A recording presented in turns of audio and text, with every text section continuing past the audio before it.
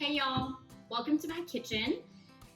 I hope you guys have been enjoying our Dinner Tonight webpage and our content. I hope you found some of those recipes and tips and tricks helpful. If there's anything that you guys have questions about or want to know or you're curious, just drop us a comment in this video and we'll see if we can't address it for you. But today in this video, we are going to talk about kind of an ingredient spotlight, and today's ingredient is milk. So milk is such a good, versatile ingredient to just have on its own or to use it in baking or in cooking different recipes. It's such a good source of calcium and vitamin D. I feel like it's such a really important ingredient, so I feel like it's worth talking about a little bit today. So the big question is, can you freeze milk? So right now in our time, we are realizing that some places, depending on what region you're in, are completely wiped out of milk, and other places the milk supply is just fine. Regardless of that, some of us are maybe not able to continuously venture out to their grocery store, and so they might kind of want to stock up a supply and just have it. While that's a great idea, and I wouldn't want to be without milk either, milk does have an expiration date. So even if you've stocked up, even though it's just fine stock-wise at your grocery store, you want to save and preserve some of the milk you have. So the question is, yes, we can freeze milk, but there's a couple important rules we should follow when we freeze milk. So I hope you can see it just fine in this video, but this is its original container, and I have left some headspace. So if you don't know what headspace is, it's okay. So there's this little portion of just air left in the container. And headspace is basically the top of the liquid to the top of the lid or the bottom of the lid. Just this area right in here, if you can see, I'm kind of trying to help measure it out for you. That is headspace that is left. So that way you guys have a visual representation of what I'm talking about when I say that we should leave headspace. So when freezing milk, there's a couple of things to think about. I don't really like to freeze milk in its original container, although we usually say try to keep things in its original container. That way you know dates, nutrition content, and things like that. These thin plastic containers or cartons, and even some of the paper cartons, don't really hold up well in the freezer all the time. So I like using different storage solutions. So I looked at both of these. So these are both smart options, but if you're curious, your plastic container should have a couple of symbols on the bottom.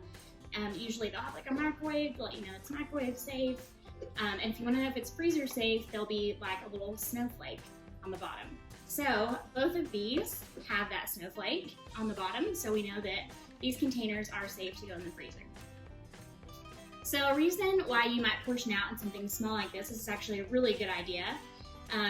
Because if you freeze in a smaller container like this, your milk is going to freeze faster and thus thaw faster. So if you're portioning out and only using what you need at a certain time, this is a really, really great idea. Because think about this, y'all. What we freeze and then thaw, are you going to have to refreeze it? And that's not really ideal, okay? So small containers, if you've got the containers and you've got the space, this is a great solution. If not, that's okay. There's nothing wrong with freezing in a big container like this.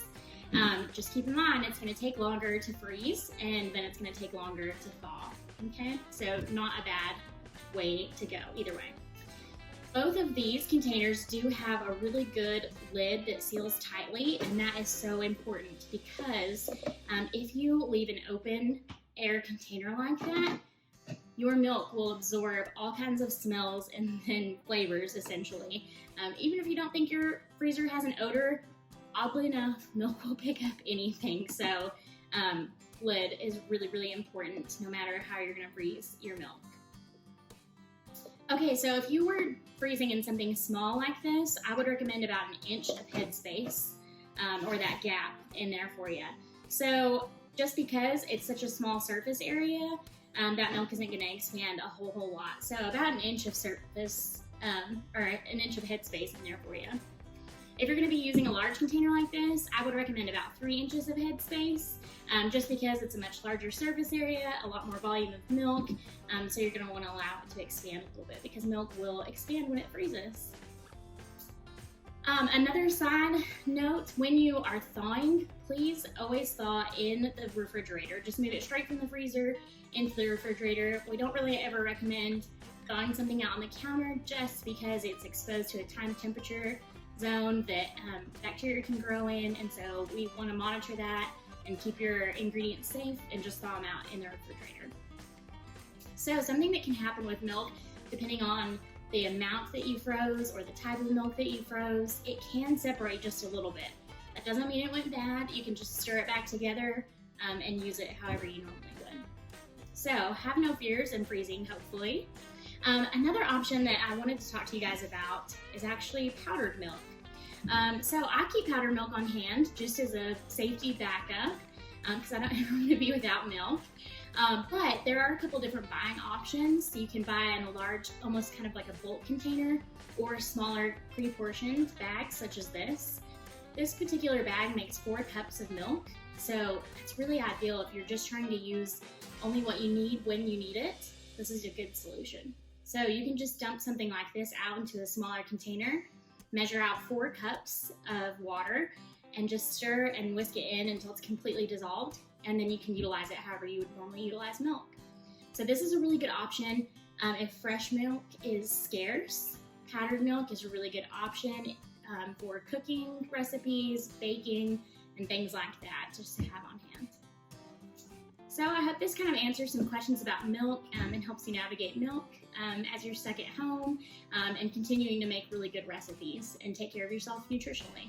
So again, if you guys have any other questions or things you want to know, drop them in the comments and hopefully we can address those for you guys.